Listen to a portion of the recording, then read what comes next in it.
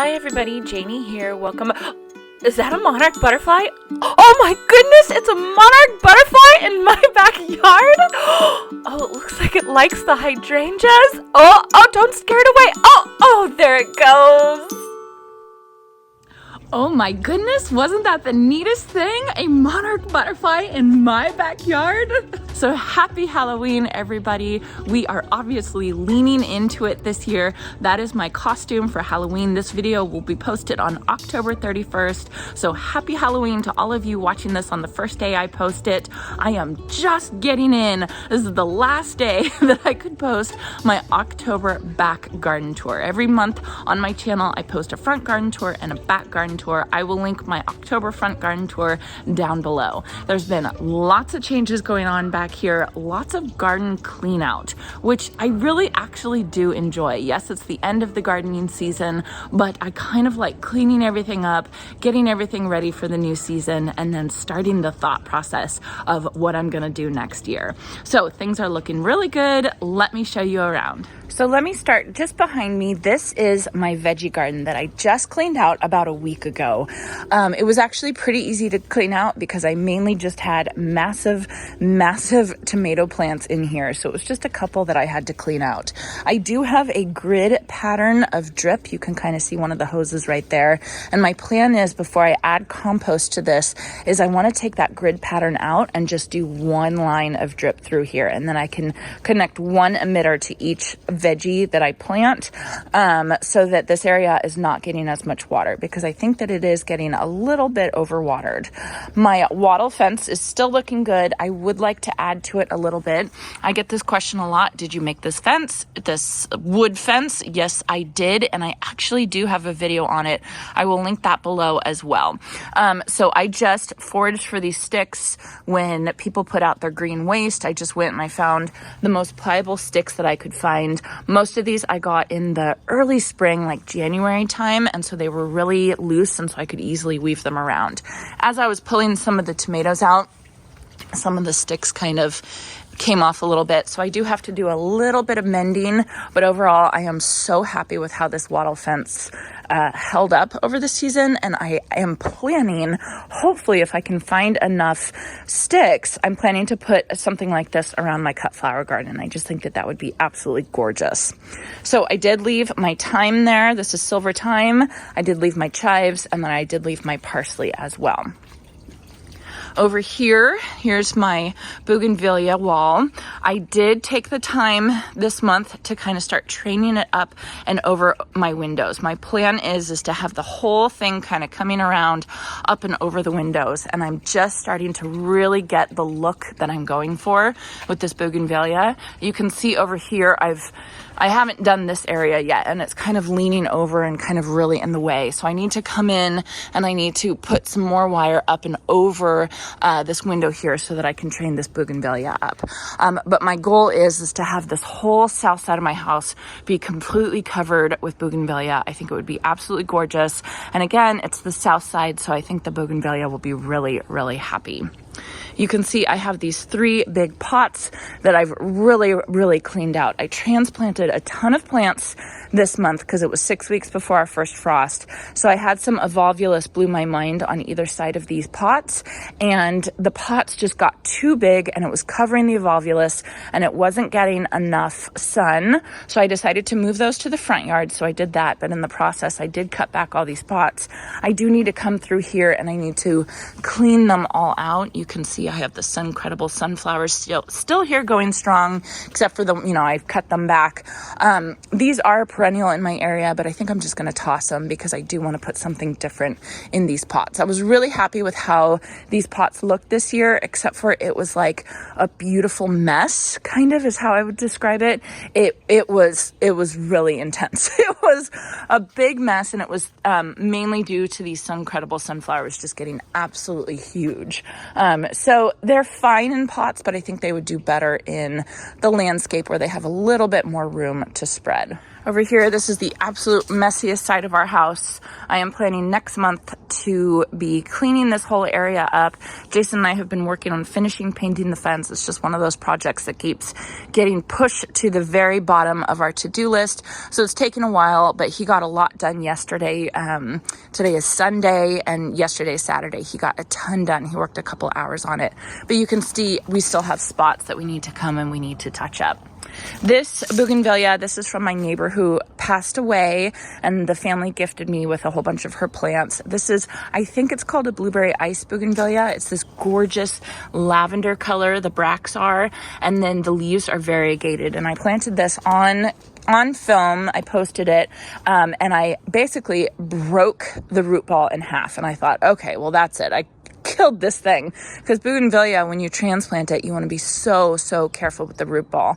And so I was so not careful with the root ball, but surprisingly, it literally hasn't skipped a beat. It hasn't lost its leaves. It's doing completely fine. It is so happy right there. So I'm really excited about that. I do have to come in and fix the mulch and all that kind of stuff. But of course, you can only get to so much. So I used to be really hard on myself and be like, gosh, why? That takes just a couple minutes. But I have 100 things that just take a couple minutes. So I'm okay with just, letting it go. I did deadhead my bobo hydrangeas. These guys did scorch this year. They didn't look very good this year. And if they do it again next year, I will probably move them. I think I just really want these bobos to live here. I think it would be so beautiful to have them here. But I do live in zone 9B, and this is the hot afternoon sun. This is a west-facing area. So it just might be too much for it. But now that I've deadheaded them, excuse me, I feel like that they look a lot better. They are surrounded with some Supertunia Royal Velvet that's on its last leg. It needs to be pulled. Again, more cleanup that I just need to get to. My African daisy, osteospermum. This one is white with like a dark purple eye. It's really beautiful. I cut it way back, and now it's kind of flushed out, and it should be blooming again soon. So I'm excited for that. And then my boxwoods are doing really well. And I don't remember what kind of boxwoods these were. I had them. There's 1, 2, and 3, and I had them in my flower box in the front yard, and then I didn't want to throw them away, so I brought them back here. I actually got these off of the clearance rack at Lowe's, and they are doing great. I did come back and I just sheared them up a little bit just to kind of thicken them up a little bit, and I can already see that they're doing really well. So I'm excited about those. And then this area I have been working on. I always get confused as to what month I actually did. I think I did this earlier this month, but I kind of worked the soil. This soil back here is absolutely terrible. It is the worst, I think the worst soil in my whole garden. And it's really, really hard, really compacted. When we moved in here, they had landscape rock all here. And then there's like this super thick landscape fabric underneath it. So we took out all the landscape rock, but I ended up leaving the landscape fabric there, which I wish I had just taken it out before we put all this mulch in, because now I'm going spot by spot and taking out the landscape fabric. But I did amend kind of this whole area, and I amended this area right here. And we did plant, I planted Helen von Stein lamb's ear that you can see is getting eaten alive by earwigs. I don't know what it is. The earwigs are just really enjoying my lamb's ear this year. And I've even put some Sluggo on. Look at these guys over here. Oh my goodness, look at that. Isn't that sad? So it'll be fine. These lambs here, they grow so fast. I can just take out all the leaves that they've eaten. They're just attacking them this year. It's absolutely crazy. Right here is a Cryptomeria Little Diamond. I did have this one up by my front door for kind of decoration, but I decided I wanted to get it in the ground 6 weeks before. So I got it in the ground. I'm happy that I got it in the ground. So I still have a lot to do in this area, but I'm kind of just slowly working on it. No, I'm not going to keep this bench here, and I'm not going to keep those things there. I'm planning to get a white bench, and I'm planning to get white and blue containers on either side, and I'm really excited to get that. But of course, budget-wise, you know, I can't just get everything I want immediately, so I have to be patient. Over here, you can see my limelights. They're looking beautiful. They're not pink, right? So limelights will usually turn a pink color in the fall. Mine didn't turn pink this year. There was like a tinge of pink. Look at this one right here. Like the tiniest tinge of pink, but most of them are this like copper shade.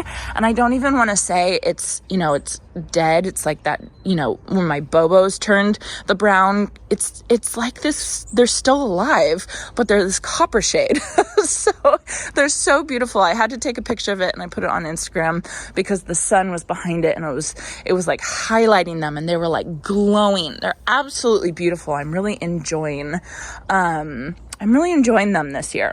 So something that I did do this month when I was cleaning up over here, I had to go to the hardware store, my local hardware store, to get a couple items, and I found a whole flat of lamium. And my goal is to underplant all these limelight hydrangeas with lamium because I think that would just be so beautiful as a ground cover. So I had transplanted ones that I had in containers earlier this month, and I just didn't really have enough and I couldn't find them, but then I found that whole flat. So I planted them in there and I feel like they're really, really happy. I mean, look at these guys right here.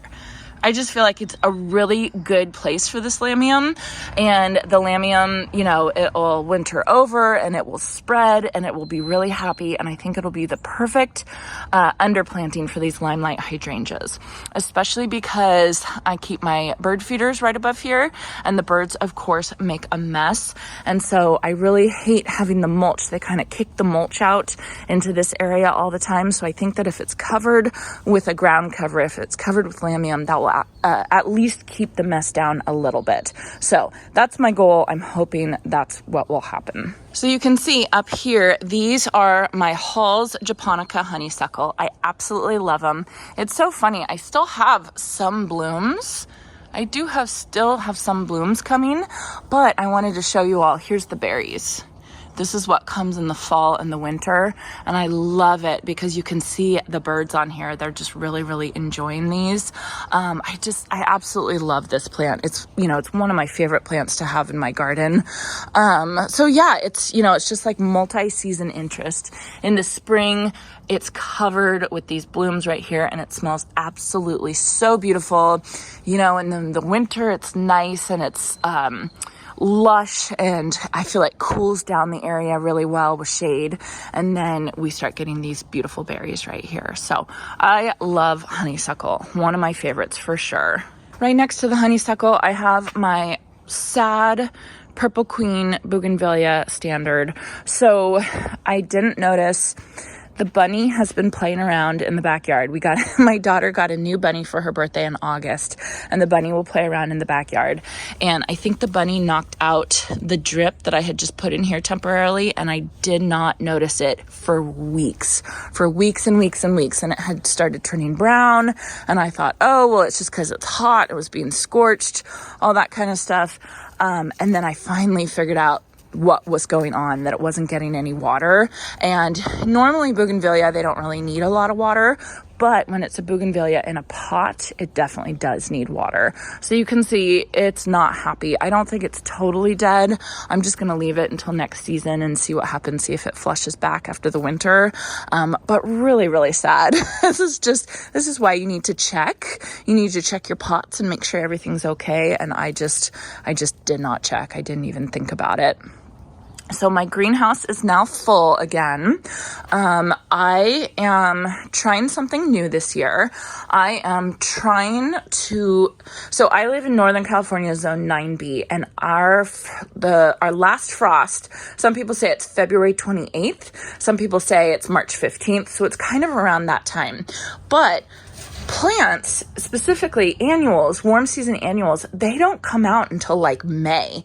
So I always am waiting and waiting and waiting and trying to get my hands on some warm season annuals as hard, as much as I possibly can. And I always have a hard time. But this time of year, it's so easy to find these, maybe like a month ago. It's so easy to find them because they're everywhere, and everybody's trying to get rid of them. So I thought, I have a greenhouse. I might as well winter over some super petunias just to see if I can hold them over until March when I can plant them outside. It's a total trial.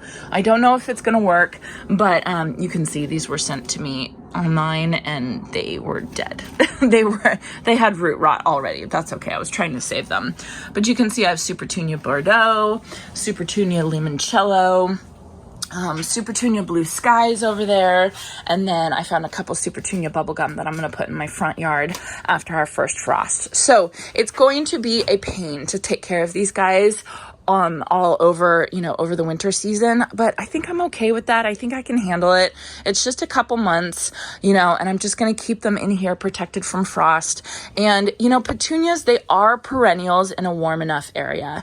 And some people, they can get away with leaving specifically their bubble gum out over the winter in my area. Some people just leave their bubble gums out in the winter and let it come back every year. So I think that I will be able to save them as long as they don't get infested with bugs or anything like that. So what I'm trying to do to keep the bugs at bay is I'm trying to bottom water them. These are my sweet peas that I'm about to plant out this week, but you can see these are my trays. These have mosquito bits in them right now because I just watered, and what I'm going to do is once a week I'm going to have mosquito bits to keep the fungus gnats away, and then once a week I'm going to fertilize them, and I just stick the 4-inch pots in here and let them sit in there for about 30 minutes and then take them out, just so that I avoid overwatering, and then I can get the good stuff like the mosquito bits and the fertilizer into the plants. So that's my plan for over the winter, to see if I can overwinter all these Super Petunias and have them 2 months before I normally would be able to get my hands on them early on in the season. So right over here, I have my pollinator stock tanks. They're kind of done for the season. A lot of these are perennials, but they're kind of finished for the season. I'm planning to transplant a lot of these. This is the Monarda Red Velvet. This is the Luminary Sunset Coral phlox. So I want to put all of those into my garden. I have to get to that. But I do have to show you guys, I have my milkweed over here. Oh, I am so disappointed. So I did find some monarch eggs on here. I can't even find them right now because I don't want to get too close to this. But can you guys see? It is taken over by these aphids. It is so disgusting. And I've been coming in here and I've been squashing them. I don't want to spray here because obviously I want the monarchs to survive. So I don't want to spray anything on here. But look at this. It almost looks like the stem is yellow right there. It is so disgusting. I've just been completely avoiding this area. They're on this one too. Gosh, I just don't know what to do. And then I kind of think like, okay, well, let nature take its course. I'm sure this happens in the wild where aphids will attack a milkweed plant, but I also don't want it to kill the milkweed plant. So I'm kind of going back and forth on what to do. I'm going to keep squashing the aphids with my gloves. I'm not going to spray anything, obviously. But yeah, it's really, really frustrating because I've been working so hard on these milkweeds for monarchs this whole season. And then my biggest milkweed that I have over here, and I know this is not enough milkweed, but my biggest one that I have over here is just completely taken over with aphids. So it's a work in progress. I'm learning how to handle the milkweed and the aphids and the natural gardening and all that kind of stuff. So work in progress, but I just wanted to show you guys how gross it is. Okay, and then over here, not looking so hot, started cleaning out my pots. I'm going to take this one inside because it is straw. It's actually concrete, and then it has straw around it. But these two I will clean out. I'm thinking about putting tulips or daffodils in them. I think that will be really pretty. I've left this Surefire pink starflower here, but it's a zone 10. So it's in a pot. I'm a zone 9B. I don't think it's going to live, but it still had some pretty blooms on it. So I did leave it. But yeah, it's, you know, as soon as I take everything out, it's like, oh, I miss the lush foliage that I had back here. Over here is where I have been hardening off all my seedlings for my cut flower gardens.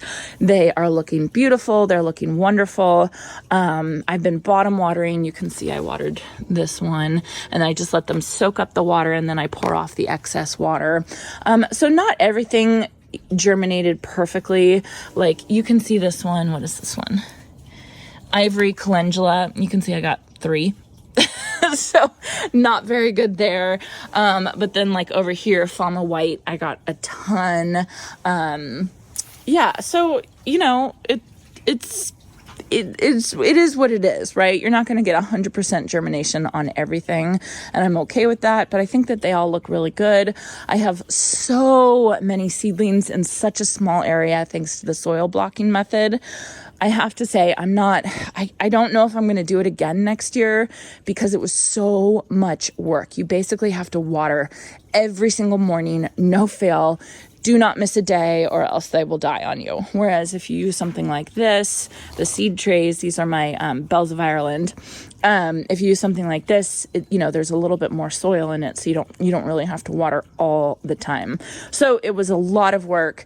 I don't know. You know, there's pros and cons to every technique that you do. I can see that if you had a flower farm and you had to fit a ton of seedlings into a really small area, obviously this is the way to go. But maybe for small home gardeners, this might be a little bit easier for you. Okay, and then finally moving this way, we've been working quite a bit on this side of our house. Let me come over by the garbage cans and show you from that direction.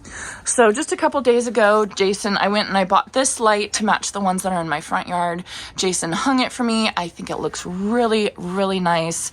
Yes, there is a crack in our stucco that we have to patch, but that was there before, so we didn't do that when we were installing this. But yeah, it's looking really good. I'm happy that we had that because the light that we had there was really old and not nice. We've got this whole area painted and it looks absolutely gorgeous with the honeysuckle espalier. It's looking really, really good. I'm super happy with it.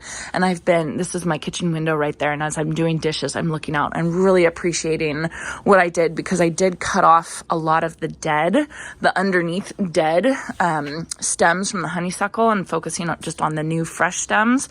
And I think that was really a good thing that I did. I'm happy with that. I did transplant some bearded iris right here. This bearded iris I got at, it's called Apple Hill. It's very close to us, kind of up in the foothills. And every fall season, they have this whole fall festival. And my family and I go every year. And they did have a bearded iris seller up there. And I bought one bulb. I'm not sure if that's what you say, one bulb. I divided it, and these are how many I got. And it looks like they're planted deeply, but they're not. You can see the bulbs right there, right? When you plant these, you want to plant them really shallow so that you can still see the top of the bulbs right there. I hope they're called bulbs. I can never remember bulbs or corms. So I'm just going to say bulbs, but yeah, they're pretty shallow right there. It's just kind of, we walk around here and we kick some mulch and dirt and stuff like that on them, but those are pretty shallowly planted, and so far I think that they're looking really good. I did plant a gardenia. This is another gift from my neighbor who passed away. I think it's so happy there. I can see new growth on it already since I planted it. And then I did film this is more Helen von Stein that was over here in this flower box right here. I planted some under there. And I did plant some under here. And I just realized this morning I forgot to connect these to drip. So they kept kind of wilting and fading. And I thought, oh no. Normally it's so easy to transplant Helen von Stein lambs-ear. It's so easy. And I had root washed this one right here. And I thought, okay, well, I'm never going to root wash anything ever again. And then I realized they're not getting any water. We don't get any rain. Like, they're not getting anything. So that's something I have to do today, is connect these to some water. I still have a bunch of plants over here, mainly bougainvillea from my neighbor as well, that I have to find a place for. But overall, it's looking good. You can see that the honeysuckle is already to the top of this arch, so it's gonna be completely covered. And this is going to be the entrance. Everybody's gonna come in from this gate right here. Don't worry, we're gonna move our garbage cans. I'm in a tour, a garden tour in May, next May 2023. And this is gonna be their entrance into my garden. And then they're gonna come around here, look at my whole back garden, and then exit out the gate over that way. So we still have a lot of stuff that we need to do to make it tour ready. But it's just kind of been like getting all the plants transplanted before it's too late in the season, and they'll go into shock if it's too cold. So overall, I'm happy with everything I got done this month. This was a super, super busy month for me, but I feel like I checked enough stuff off of my to-do list and that I feel really accomplished, and I feel like I can reward myself with celebrating for Halloween.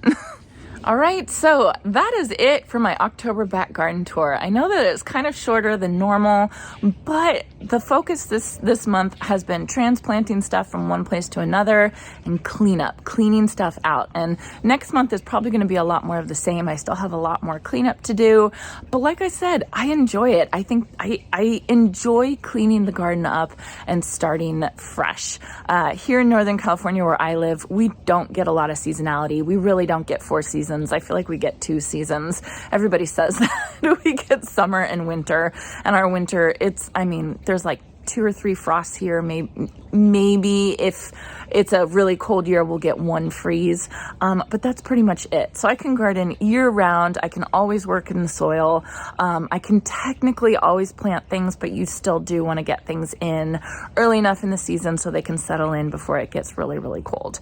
So like I said, this month has just been a lot of that kind of stuff, cleanup and transplanting. And I do feel accomplished. I don't always feel that way about in the garden because sometimes I feel like I have so much to do. I didn't get anything done off my to-do list, but this month I worked really hard and I feel like I did. I feel like I said, I checked off enough boxes that I feel good about what I did. So I hope you all have a happy Halloween if you're going to celebrate. Have fun if you're going to dress up. Let me know in the comment section what you're going to dress up as. And I hope you all have a chance to get into your garden today.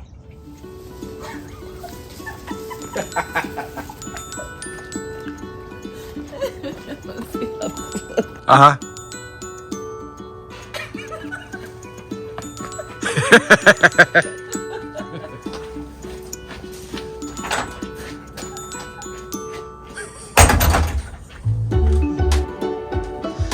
You're a clown. That's all I gotta say.